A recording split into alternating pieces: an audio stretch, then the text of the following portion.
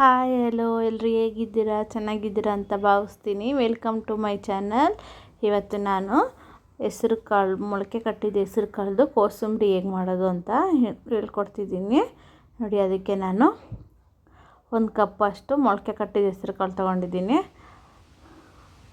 ಅದಕ್ಕೆ ಸ್ವಲ್ಪ ದಾಳಿಂಬೆ ಹಣ್ಣು ಬಿಡಿಸಿ ಇಟ್ಕೊಂಡಿದ್ದೀನಿ, 1-2 ದಾಳಿಂಬೆ ಹಣ್ಣು, ಮತ್ತು ರುಚಿಗೆ ಉಪ್ಪು, ಮೆಣಸಿನ ಪುಡಿ, ಸ್ವಲ್ಪ ಕಾಯಿ ತುರಿ, ಕ್ಯಾರೆಟು ಮತ್ತು ಕೊತ್ತಂಬರಿ ಸೊಪ್ಪು, ಸ್ವಲ್ಪ ನಿಂಬೆಹಣ್ಣು. ಮಾಡಲು ಫಸ್ಟು ಒಂದು ಬೌಲ್ ತಗೊಳ್ಳಿ. ಅದು ಬೌಲ್ಗೆ ಮಿಕ್ಸಿಂಗ್ ಬೌಲ್ಗೆ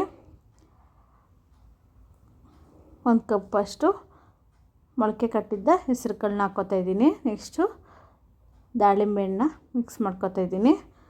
ಈಗ ಕ್ಯಾರೆಟ್ ತುರಿ ಹಾಕ್ಕೊಳ್ಳೋಣ.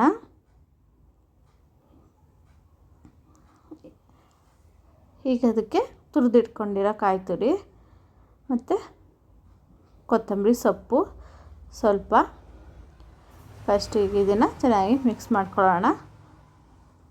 ಆರೋಗ್ಯಕ್ಕೂ ತುಂಬ ಒಳ್ಳೆಯದು ಮತ್ತು ಮೊಳಕೆ ಕಟ್ಟಿದ ಹೆಸರು ಕಾಳು ದೇಹಕ್ಕೆ ತುಂಬ ತಂಪು ನೋಡಿ. ಈಗ ಅವನ್ನ ಮಿಕ್ಸ್ ಮಾಡಿದ್ದೀನಿ. ಈಗ ಇದಕ್ಕೆ ರುಚಿಗೆ ತಕ್ಕಷ್ಟು ಉಪ್ಪು ಮತ್ತು ಮೆಣಸಿನ ಪುಡಿ ಸ್ವಲ್ಪ.